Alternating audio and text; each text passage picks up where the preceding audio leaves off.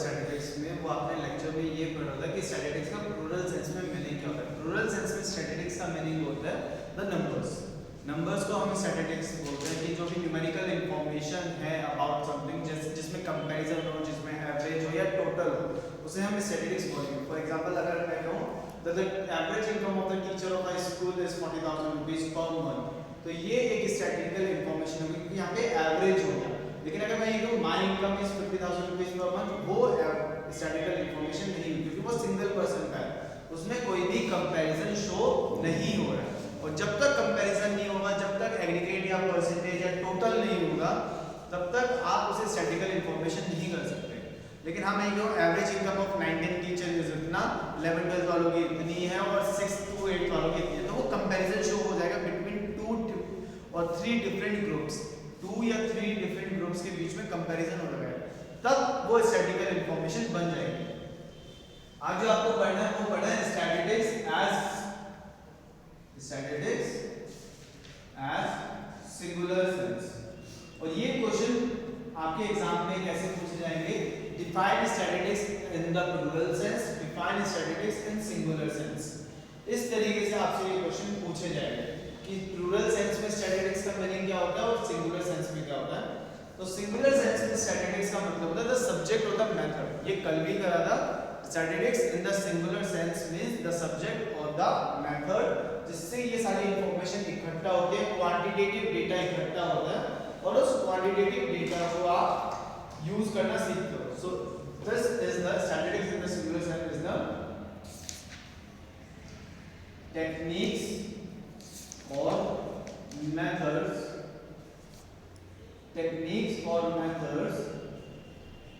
of 5 step हो गए। जैसे अकाउंट्स के अंदर आपने 5 अलग-अलग चीजें पढ़ी थी, 4 या 5 होती है, रिकॉर्डिंग, समराइजिंग, ऑर्गेनाइजिंग, फलाना ढिमकाना, मुझे याद भी नहीं। तो ऐसे इसमें इट इज अ सीक्वेंस और method of collection of data.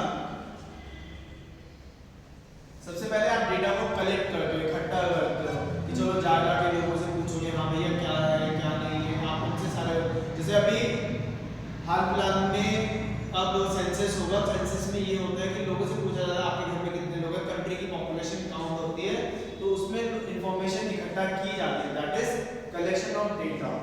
जब आप इंफॉर्मेशन इकट्ठा करोगे, फिर ऑर्गेनाइजेशन ऑफ डेटा। ऑर्गेनाइजिंग का मतलब होता है उसे आप ऑर्गेनाइज करते हो, ग्रुप्स में बांटते हो, चलो ठीक है ये इसके साथ की है, ये इसके साथ की है, organisation of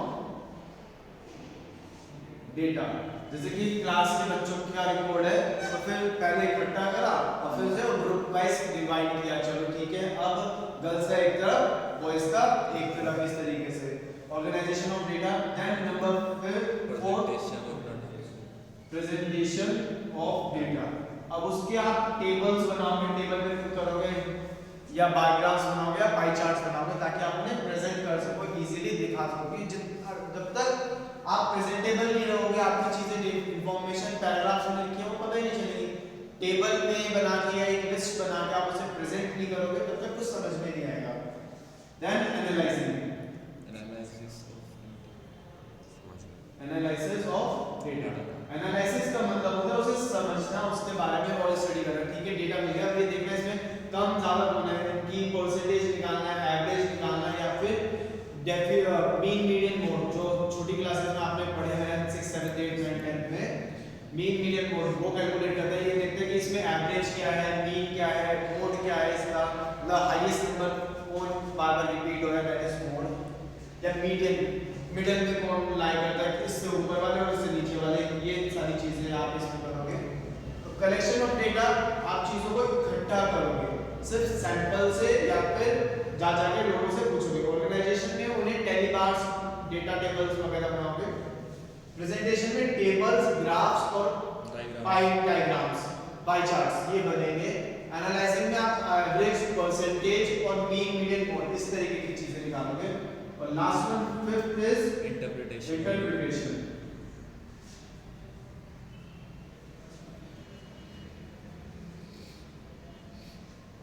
interpretation of data. अब इंटरप्रिटेशन में आप क्या करोगे, अब आप उससे आगे यहाँ पे तो आपने निकाली परसेंटेज और एवरेज, अब यहाँ निकालोगे डेविएशन ऑफ परसेंटेज और डेविएशन ऑफ एवरेज, जिसका मतलब ये होता है कि क्लास में दो बच्चे हैं ए और बी, ए का एवरेज है 50, बी का एवरेज है 55। तो अब हम इनके बीच का कोरिलेशन निकालेंगे कि अच्छा ठीक है यहाँ से यहाँ तक कितना डिफरेंस, इसका मतलब बी जो है वो ज्यादा अच्छे से पढ़ा है क्योंकि उसके ज्यादा हायर परसेंटेज या हायर एवरेज ऑफ मार्क्स आया है। ए जो है उसके 50 आया यानी कि उसने कम करा है। तो अब हम इसे इंटरप्रेट करेंगे यानी कि उसमें गुड और बैड की कंडीशन देखेंगे, क्या चीज बेटर हुई क्या चीज नहीं हुई। Clear? So that is statistics. अब स्टैटिस्टिक्स की सिंगुलर सेंस में डेफिनेशन लिखी हुई है, statistics may be defined as the collection, presentation, analysis and interpretation of numerical data। मतलब जो स्टेजेस है ना वही डेफिनेशन बना दी। ये डेफिनेशन थी मिस्टर क्रॉक्सन एंड पाउडर की।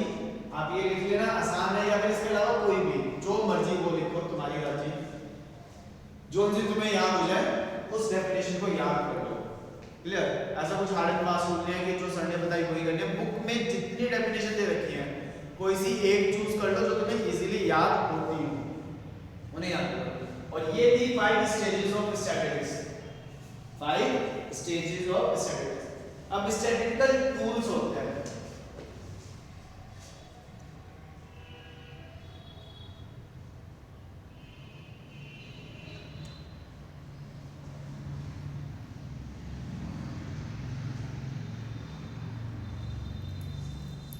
अब है स्टैटिस्टिकल टूल्स। टूल्स का मतलब क्या होता है, जो हर स्टडी होती है या फिर ये जो स्टैटिस्टिकल स्टडी है, स्टेजेस है, इनके लिए अब हमें चीजें चाहिए होती हैं, टूल्स यूज करते हैं जिनसे हम ये काम करते हैं। जैसे कलेक्शन ऑफ डेटा के लिए हम दो तरीके यूज कर सकते हैं, एक सेंसस, दूसरा सैंपल। सेंसस और sample.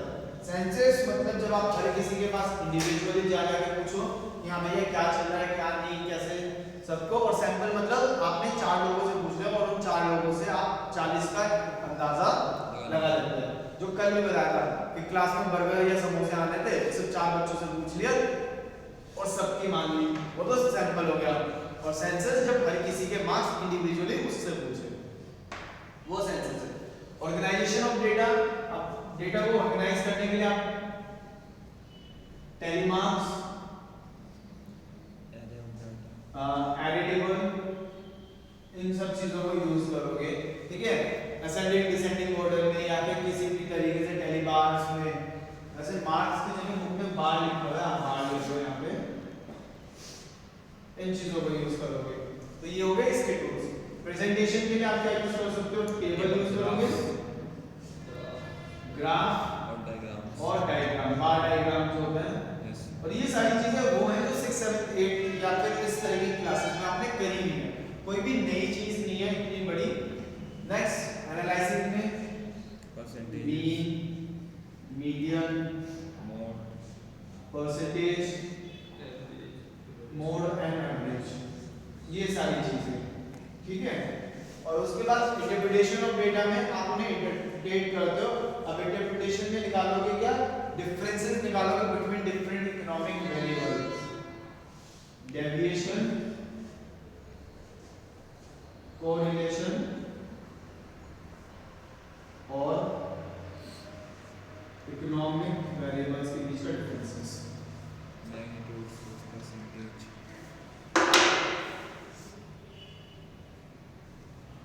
Differences between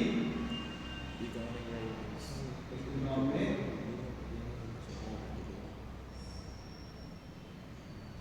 variables, differences between economic variables, आप ये निकालोगे। ठीक है, तो ये हो गए स्टैटिस्टिकल टूल्स, यानी कि स्टैटिस्टिकल टूल्स वो मेथड्स हो या टेक्निक्स हो गई जिनसे आप कलेक्ट करते हो, डेटा को ऑर्गेनाइज करते हो, प्रेजेंट करते हो या एनालाइज करते हो। साइड में बुक में छोटा सा बॉक्स दे रखा है आपके बुक में, वहां पे देखो, और ये है स्टैटिस्टिकल टूल की डेफिनेशन। स्टैटिस्टिकल टूल की डेफिनेशन है, छोटा सा बॉक्स बना रखा है, इसे लिख लेना कॉपी के अंदर, the meaning of statistical tools. ठीक है, statistical study in a singular noun भी कर लिया एंड यहां पे भी कर लिया। और क्लास 11th में जो आपका फोकस है वो इसी पे रहेगा, सिंगुलर नाउन पे रहेगा rather than प्लूरल नाउन पे। मतलब आप स्टैटिस्टिक्स को एज अ सिंगुलर पढ़ोगे क्लास 11th के लिए। 12th में स्टैटिस्टिक्स होती नहीं, ठीक है, 11th क्लास में होती है सर। एंड अगर 12th मैथ्स में होगी शायद 11th क्लास में थोड़ी बहुत, जिनके पास मैथ्स होगा बच्चों के पास, वो मैथ्स में भी बाद में जाके mean, median, mode, standard deviation ये कुछ चीजें करेंगे और कुछ नहीं। अब आ जाओ scope of statistics. Next topic है स्कोप ऑफ स्टैटिस्टिक्स।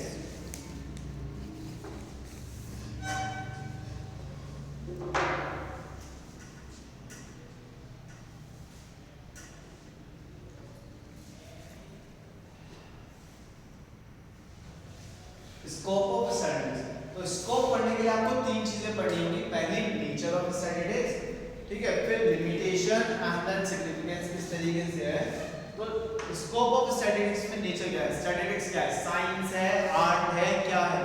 तो स्टैटिस्टिक्स दोनों है, साइंस भी है, आर्ट भी है। साइंस इसलिए क्योंकि साइंटिफिक मेथड्स यूज होंगे, मीन, मीडियन, मोड, फलाना ढिमकाना।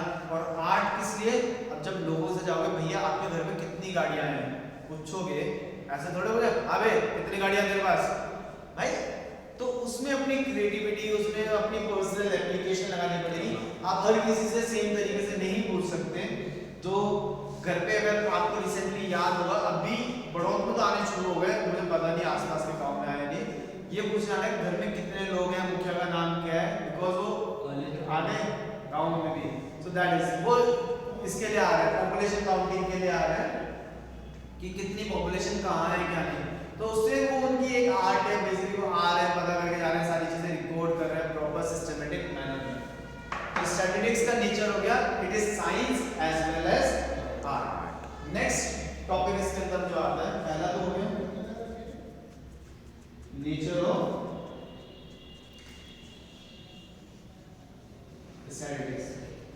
साइंस भी है, आर्ट भी है, यानी कि इसमें क्रिएटिविटी, पर्सनल एप्लीकेशन भी चाहिए था और सिस्टमैटिक मेथड भी है, जो रियल लाइफ प्रॉब्लम को सॉल्व करे। साइंस जो है वो रियल लाइफ प्रॉब्लम को सॉल्व करे,